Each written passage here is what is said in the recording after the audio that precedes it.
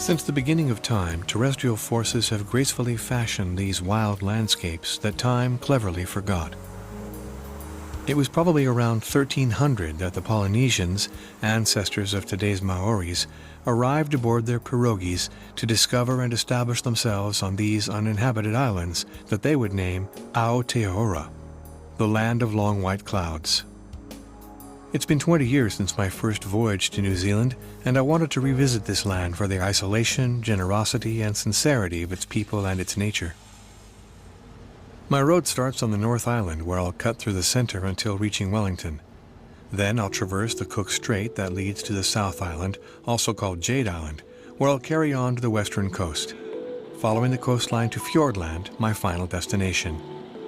My voyage begins in the city of sails, Auckland. The sea is omnipresent here and at one with the city. In the past, the Maoris even called it Waitemata, the sparkling city. On a nice bright Sunday, as boats ranging from the most ordinary to the most rudimentary adventure upon the waters of the bay, I decide to plant my feet on solid ground and walk across this vast metropolis.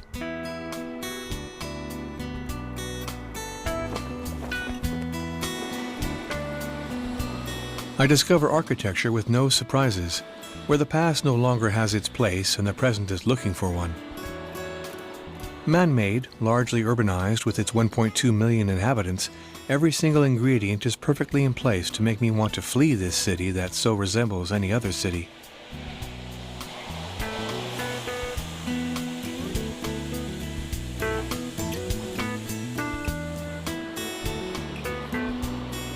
My desire for authenticity leads me to the home of Maori artist Gordon Toy, who, as a shaman does, relies on belief in gods and ancestral spirits to draw mokos. Mokos are not simple tattoos and can't be summed up by their beauty alone. They are veritable witnesses of a particular history and belonging. Ka tohi atu koe, ki te tohi nuku, ki te tohi rangi, ka tīraira ka koe ki te piki kōtuku. Te rau o te toro te hui ia tītama. Pauhi ko paurārama. Hui te marama e, hui te ora e, tūturu whakamaua ki a tīna. Hui e, tā ki e. Kia ora wai.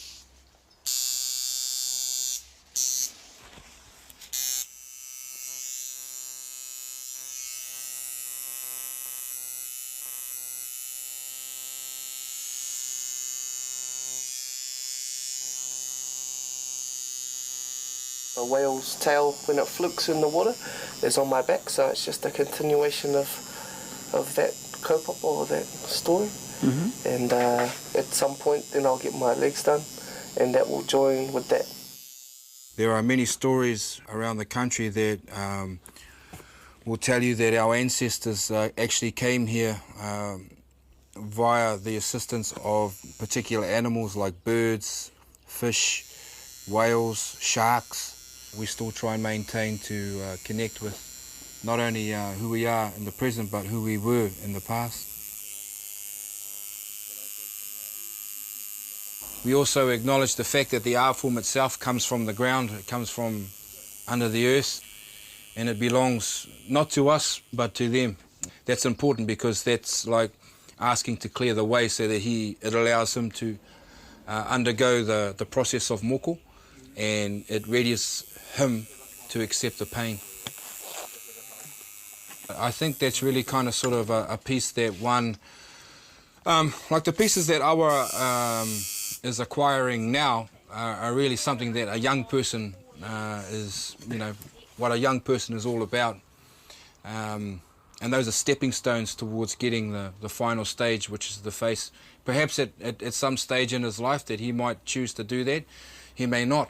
But it's definitely up to the individual. But a lot of the people that I do are generally in their 60s and over. They tend to take back their facial moko, in particular males.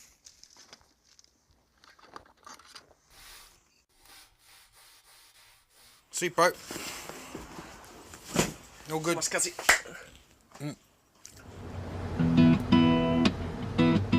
As I take leave of Gordon, I understand that remembrance is much more than an objective. It's a credo necessary to the Maori people, who make up only 14% of the population.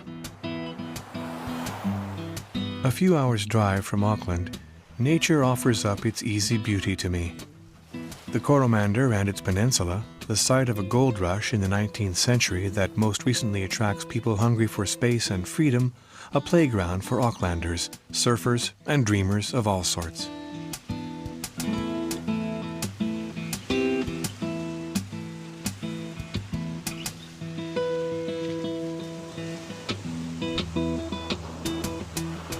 These sheer coasts, lined with cliffs, provide shelter for beaches at the bottom of its coves, where contemplation is self-evident.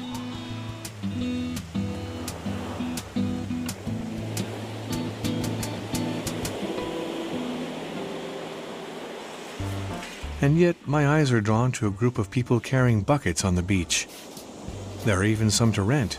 Could there still be gold miners?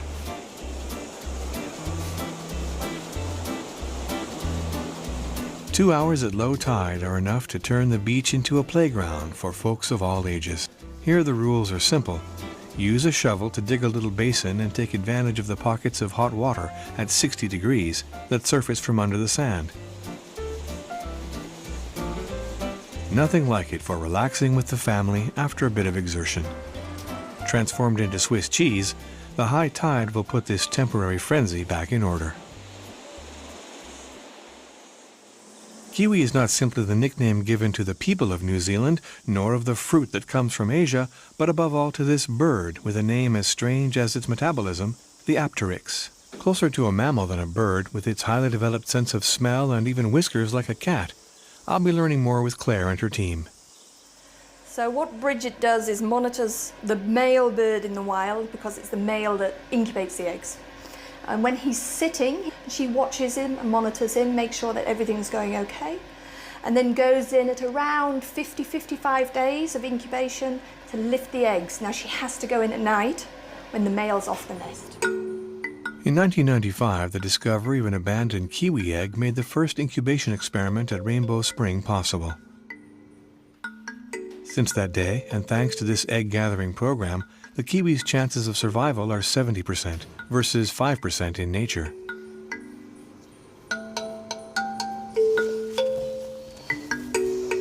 So this guy here is only 7 days old. And the first thing I can see, you see the little probe holes? So he's been really busy over the night. Done a little poo there, that's all good. And he's been playing with the food, which is perfect, just what we want. Aren't you clever?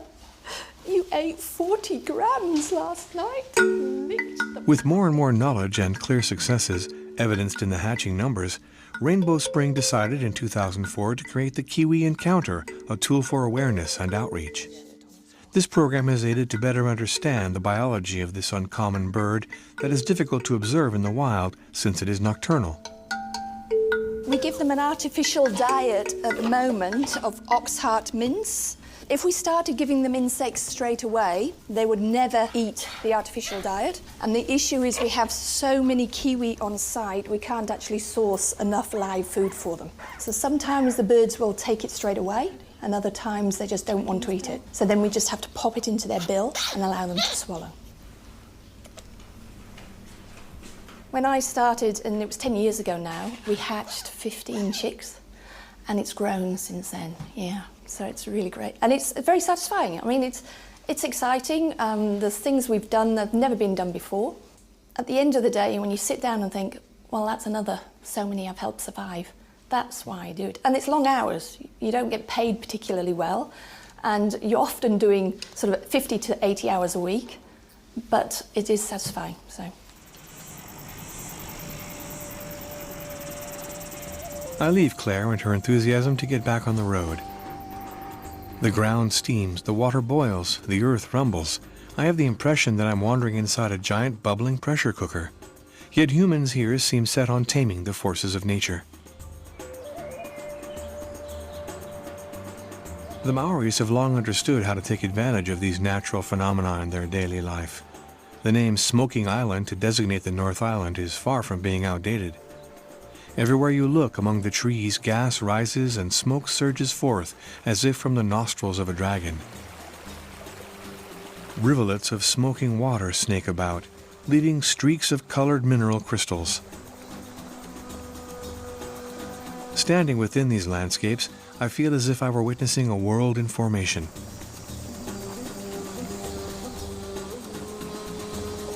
I enter the village of Rotorua with its sulfur smell and its geothermic phenomena, but more importantly, I am entering the heart of the Maori culture, omnipresent in this volcanic region. We're at a place called Te Whakarewarewa o Te Ope Taua Wāhiao. That's actually the name of this valley that you see in front of us. Pōhutu in English means a big splash. Pōhutu is also an ancestress. For Māori women especially, we find that this is very, very therapeutic. They say that you can use the water for healing purposes, like if you have skin abrasions, it's very good for cleaning that up. But if you're finding it really difficult to conceive, they say to drink the water. Does it really work? Yes, he's 3 this year. Our baby is 3 years. I drank that water.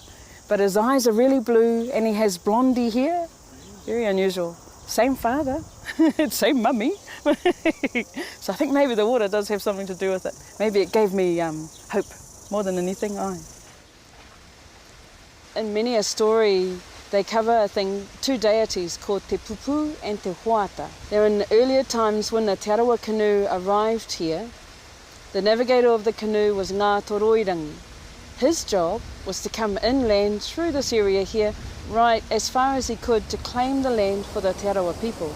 Unfortunately up there it was snowing and his expedition party pretty much got covered in with the snow, a snow blizzard. So he called to his sisters to send help.